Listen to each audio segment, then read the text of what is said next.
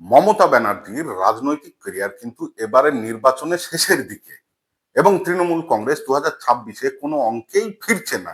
এই কথাটা আমি বলছি না, এই কথাটা বলছে ভোটার লিস্ট, ভোটের শতাংশ আর বাস্তব ভোটের অঙ্কে।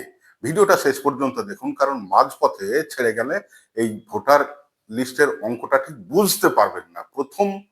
প্রথমেই কথা বলবো ভোটার লিস্ট নিয়ে, কারণ আসল খেলা এখানটাতেই। 2024 সালে পশ্চিমবঙ্গে মোট ভোটার ছিল 7,60,00,000, আর লোকসভা নির্বাচনে ভোট পোলিং হয়েছিল বা ভোট দিয়েছিল আনুমানিক 6,05,00,000। এখন প্রশ্নটা হলো, এই ভোটার লিস্টে কতজন বৈধ ভোটার ছিল আর কতজন ছিল ভুতুড়ে।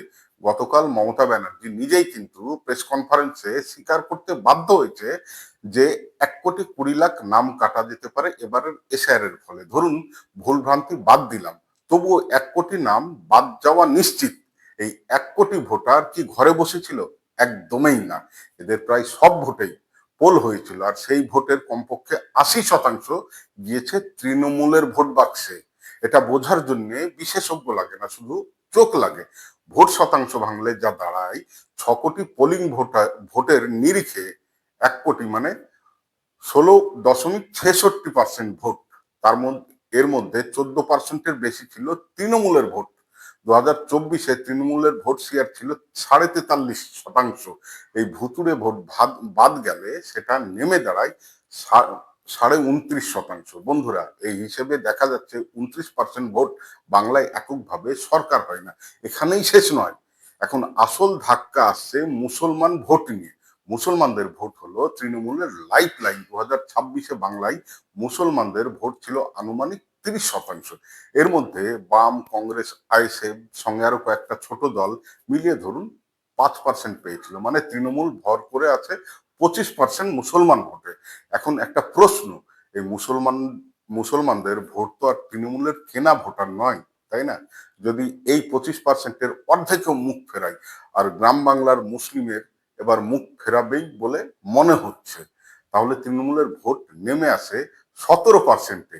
17% ভোটে কত আসন হয়? বড়জোর 40টা, বা ধরেই নিলাম 50টা। সেটাকে আর সরকার বলে না, সেটাকে বলে রাজনৈতিক অস্তিত্ব রক্ষার লড়াই। তাই আজ আতঙ্কে কে আছে? মুসলমান সমাজ? একদম নয়। আতঙ্কে আছে আইপ্যাক, তৃণমূলের কোর টিম আর তৃণমূলের পোষ্য মিডিয়া। মিডিয়া গল্প বানাচ্ছে এশিয়ার মানেই মুসলমানদের নাম বাদ, কিন্তু সত্যিটা কি? মুসলমান বাদ নয়। হয়তো ডকুমেন্টের কারণে কিছু নাম সাময়িক বাদ যেতে পারে, আর তার জন্য মমতা ব্যানার্জি যে খুব ভাবিত হচ্ছে সেটাও কিন্তু নয়। মমতা ব্যানার্জি ভাবিত হচ্ছে ভুতুড়ে ভোটার বাদ দেয়া নিয়ে, আর ভুতুড়ে ভোটার বাদ মানেই তৃণমূলের খেলা শেষ। এই জন্যই ভয়, এই জন্যই উস্কানি, এই জন্যই অশান্তির চেষ্টা।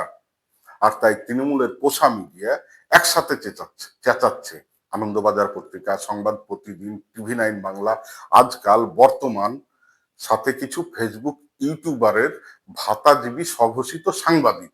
কেন? কারণ তৃণমূল থাকলে এদের রোজগার আছে, তৃণমূল গেলে এরা কিন্তু পুরোপুরি বেকার। আজ দেখা যাচ্ছে মমতা ব্যানার্জি নিজেই ভোটে না দাঁড়ানোর রাস্তা খুঁজছে, কারণ সে জানে ভোট হলে ভুতুড়ে তালিকা ছাড়া উনি অবশ্যই হারবেন। এটাই আসল আতঙ্ক। 2026-এ কে ক্ষমতায় আসবে সেটা আজই কিন্তু বলা যায় না, কিন্তু এটা নিশ্চিত তৃণমূল ফিরছে না। এটা সিপিআইএম এর জন্য একটা ঐতিহাসিক সুযোগ।